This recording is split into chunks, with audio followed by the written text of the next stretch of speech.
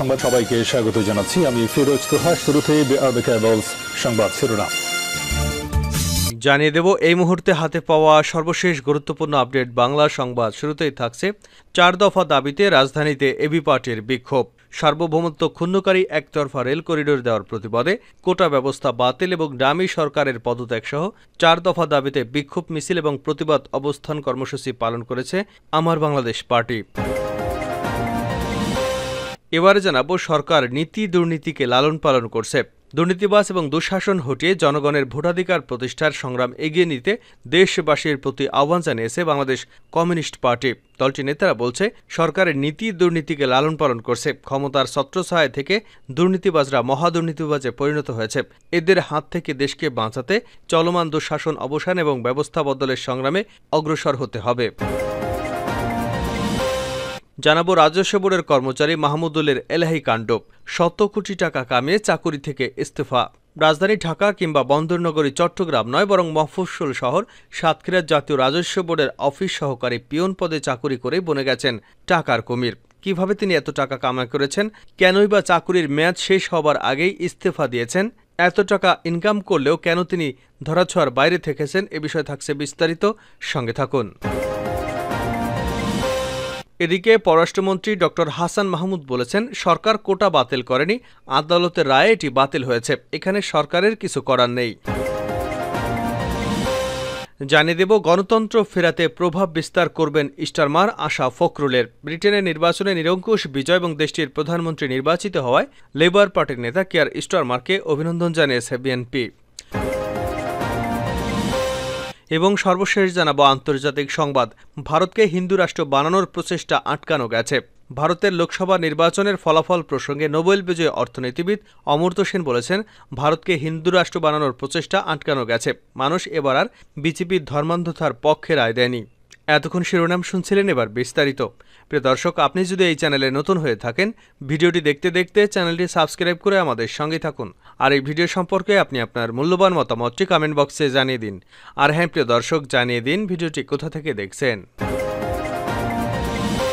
4 দফা দাবিতে রাজধানীতে এবি পার্টির বিক্ষোভ, সার্বভৌমত্ব ক্ষুণ্ণকারী একতরফা রেল করিডোর দেওয়ার প্রতিবাদে কোটা ব্যবস্থা বাতিল ও ডামি সরকারের পদত্যাগ সহ 4 দফা দাবিতে বিক্ষোভ মিছিল ও প্রতিবাদী অবস্থান কর্মসূচি পালন করেছে আমার বাংলাদেশ পার্টি। শনিবার বিকেলে রাজধানীর বিজয়নগরস্থ বিজয় 71 চত্বরে এ কর্মসূচি পালিত হয়। এ সময় দলটির বক্তারা বলেন, রেল ট্রানজিটের নামে করিডোর প্রদান করে দেশের সার্বভৌমত্ব ক্ষুণ্ণ করা হলে এবং বৈষম্যমূলক কোটা পুনর্বর্তনের মাধ্যমে 71 পূর্ব পাকিস্তানি বৈষম্য বাংলাদেশে ফিরিয়ে আনার চেষ্টা করা হলে আরেকটি মুক্তিযুদ্ধ অনিবার্য হয়ে যাবে। এবি পার্টির যুগ্ম আহ্বায়ক অধ্যাপক ড মেজর অবসরপ্রাপ্ত ওহাব মিনার বলেন, বিনা বাধায় অবৈধভাবে ক্ষমতা দীর্ঘায়িত করার লক্ষ্যে সরকার দেশের স্বাধীনতা সার্বভৌমত্বের প্রতি বৃদ্ধাঙ্গুলি দেখিয়ে একতরফাভাবে করিডোর দিয়েছে। এই ডামি সরকার মুক্তিযুদ্ধের মূল চেতনা বৈষম্য বাংলাদেশ গড়ার লক্ষ্যকে ভুলুণ্ঠিত করে আদালতের ঘাড়ে বন্দুক রেখে আবার নতুন করে কোটা প্রথা চালু করতে চাইছে, যা ছাত্র সমাজের আন্দোলনের মাধ্যমে বাতিল করা হয়েছিল। নিজেদের অবৈধ ক্ষমতা ধরে রাখতেই এই সরকার আজিজ বেনজিরদের মতো চোরদের জন্ম দিয়েছিল বলে তিনি ক্ষোভ প্রকাশ করেছেন। অ্যাডভোকেট তাজুল ইসলাম বলেন, জনগণের সম্পদ লুটপাটকারীদের সুবিধা দিয়ে আওয়ামী লীগ ক্ষমতা আরও দীর্ঘায়িত করতে চায়। ডামি সরকারের বিরুদ্ধে সবাইকে ঐক্যবদ্ধ হতে হবে এবং গণতন্ত্র উদ্ধার করে দেশকে এই ফ্যাসিবাদীদের কবল থেকে রক্ষা করতে হবে। মুজিবুর রহমান মঞ্চ বলেন, একটা সাধারণ রিকশাওয়ালার সঙ্গে আমরা ভাড়া এবং গন্তব্য স্থানীয় মৌখিক চুক্তির ভিত্তিতে রিকশায় চড়ি, কিন্তু কিসের বিনিময়ে সরকার রেল, স্যাটেলাইট এবং সামরিক চুক্তি করল তা জনগণ কিছুই জানে না। তিনি রেল ট্রানজিটের নামে একতরফা করিডোর প্রদান করে দেশের সার্বভৌমত্ব ক্ষুণ্ণ করা হয়েছে বলে অভিযোগ করেছেন। তিনি বলেন, কানেক্টিভিটির কথা বলে ভারত আমাদের দেশের ভিতর দিয়ে ট্রেনে করে এক রাজ্য থেকে অন্য রাজ্যে চলাচল করতে চাইলে বাংলাদেশের জনগণ কেন ভারতের মধ্য দিয়ে সড়কপথে নেপাল এবং ভুটান ও চীনে যাতায়াতের রাস্তা পাবে না? ব্যারিস্টার ফুয়াদ বলেন, অতীতে আমরা দেখেছি সেতু বা বড় প্রকল্পের কাজ শুরু করার সময় জাঁকজমক উদ্বোধনের নামে দেশের প্রচুর অর্থের অপচয় করা হয়। এবার পদ্মা সেতু প্রকল্প সমাপনী করার নামে সরকার নতুন উৎসব এবং লুটপাটের নতুন নিয়ম চালু করেছে। যখন বৃহত্তর সিলেট এবং রংপুর বিভাগের বিভিন্ন জেলার মানুষ বন্যায় বিপর্যস্ত, সেই সময় প্রকল্প সমাপনীর উৎসবে শত শত কোটি টাকা অপচয় এবং লুটপাটের মাধ্যমে এই সরকার প্রমাণ করেছে জনগণ বললে তাদের কিছু যায় আসে না। তিনি জনগণকে লুটপাটের বিরুদ্ধে সোচ্চার হবার আহ্বান জানিয়ে বলেন, স্বাধীনতার স্বপ্ন হত্যা করতে দেওয়া যাবে না।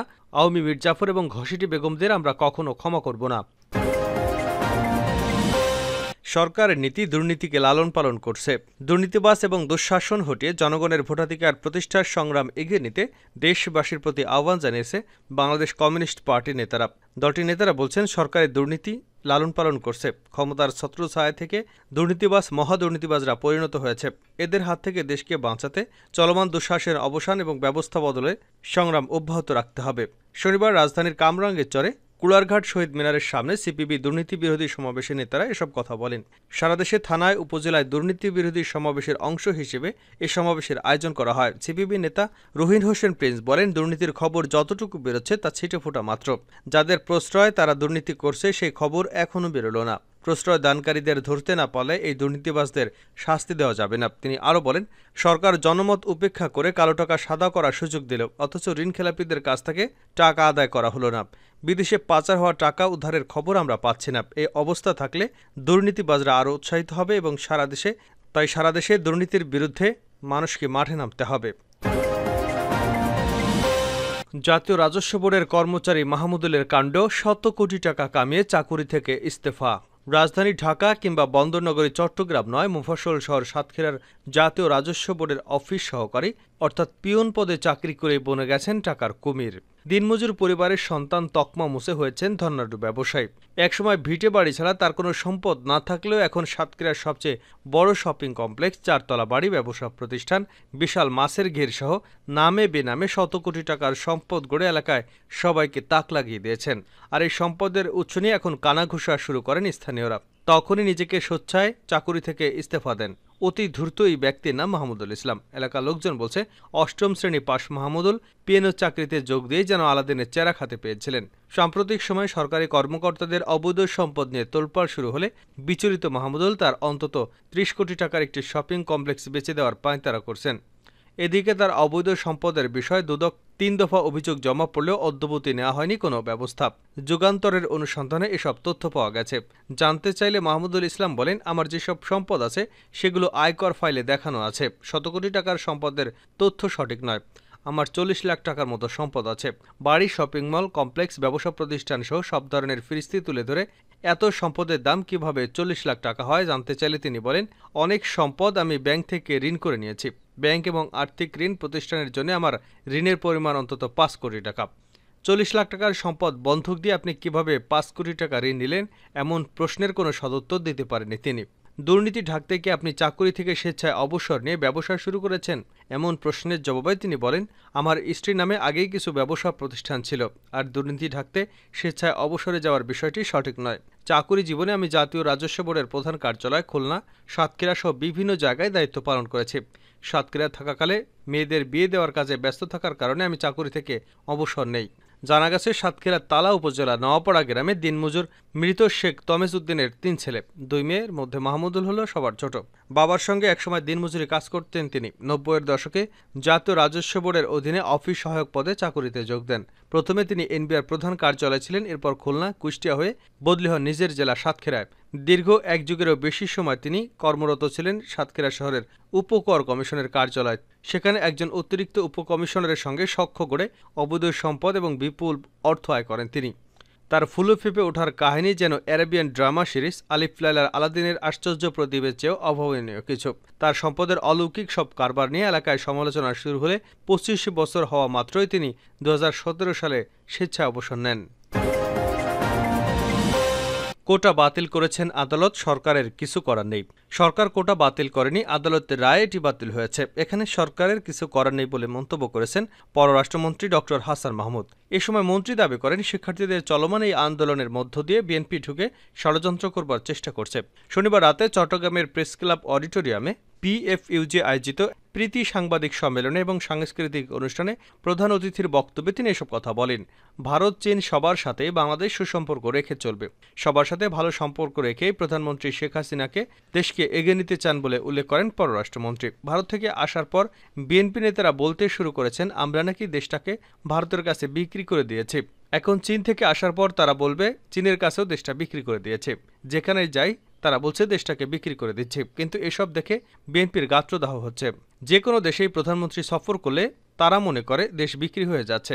একটা দেশকে কয়বার বিক্রি করা যায়, বিএনপির কাছে প্রশ্ন রাখেন তিনি। হাসান মাহমুদ বলেন, আমাদের পররাষ্ট্রনীতি হচ্ছে সবার সাথে বন্ধুত্ব, কারো সাথে বৈরিতা নয়, এবং আমরা অত্যন্ত সফলভাবে সেটি করে চলেছি। আমাদের প্রধানমন্ত্রী ভারত সফরে গিয়েছিলেন, সেখান থেকে তিনি ফিরে এসে কিছুদিনের বিরতির পর আবার চীন সফরে যাচ্ছেন। আমাদের ভারতের সাথে যেমন অত্যন্ত চমৎকার সম্পর্ক, চীনের সাথে আমাদের অত্যন্ত চমৎকার সম্পর্ক। আমাদের সাথে রাশিয়ার যেমন চমৎকার সম্পর্ক, তেমনি একই সাথে যুক্তরাষ্ট্রের সঙ্গেও চমৎকার সম্পর্ক। পররাষ্ট্রমন্ত্রী আরও বলেন, খেপাটে মেজাজে রিজভী সাহেব কি বলল, ঢুলে ঢুলে মেজাজে গয়েশ্বরবাবু কি বলল, শিক্ষিত হয়ে মির্জা ফখরুল ইসলাম আলমগীর সাহেব অশিক্ষিতের মতো কি কথা বলল, তাতে কিছু যায় আসে না। আমরা আমাদের রাষ্ট্রের মর্যাদা রক্ষা করে সবার সঙ্গে সুসম্পর্ক বজায় রেখে দেশকে এগিয়ে নিতে চাই।